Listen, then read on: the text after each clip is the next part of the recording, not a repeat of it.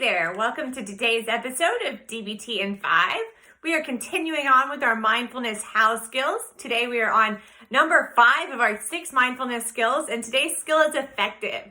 It is one of my favorite DBT skills. I say that a lot, I think, but it's such a good one because for me personally, it really hit a place where I had a really unhealthy thinking pattern in life, and changing from the conceptualization I learned as a child to this conceptualization was so helpful for me.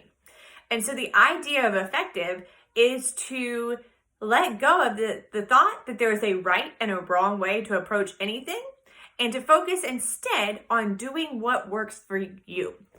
And I just had this conversation with a client today. The great thing is, what works for you doesn't have to work for me, doesn't have to work for your neighbor, doesn't have to work for your family. It only has to work for you.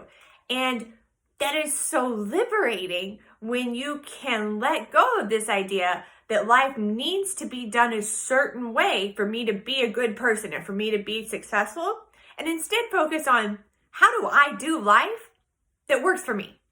And when you make that shift, doors open for you. It's game changing. I personally grew up in a very conservative Christian environment. And so it wasn't just the idea of right and wrong. It was also the idea of good and evil, or sin versus morality. And those things become dichotomies in our head that we use to judge ourselves.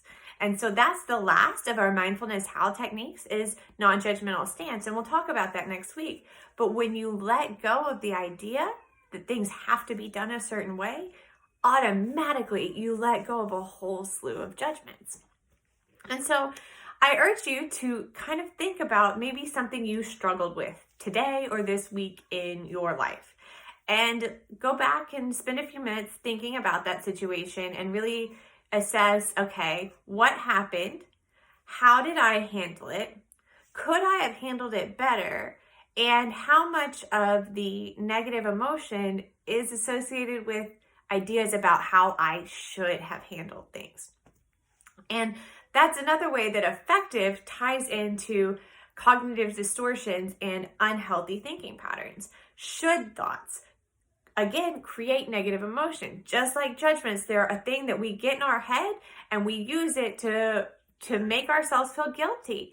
And so when we let go of should thoughts and transition to what works for me, we don't have to feel guilty for all those things that weren't our values or our moral system to begin with. They were just told to us. They were just placed on us.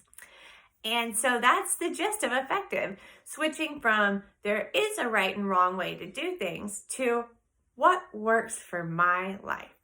And as you make that switch, I promise you, you'll see all sorts of changes happen for you. So I encourage you to go out and do that this week. Thank you for tuning in today's short little DBT in 5. Next Tuesday, we will wrap up mindfulness with non-judgmental stance, and then we're going to come back around to some of the orienting ones and cover biosocial theory, which is really helpful information, and not a lot of people have heard this. It's kind of one of the things that get skipped over a lot of times in DBT circles. So I'm excited to share that with y'all. Thank you so much for tuning in today. I hope you found this useful.